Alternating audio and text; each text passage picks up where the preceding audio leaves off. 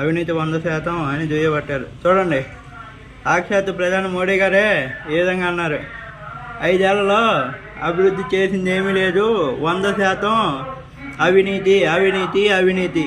అంటే వైసీపీ పాలనలో మొత్తం అవినీతిగానే ఉందని స్వయాన మన ప్రధాని మోడీ గారే ఏ విధంగా అన్నారు.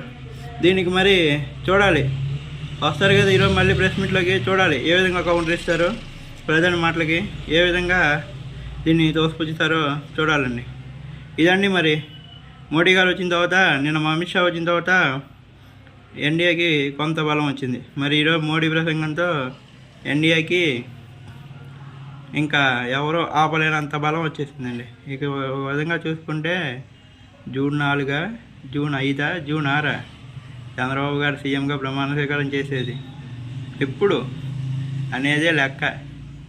ఇక గెలిచినట్టేనండి.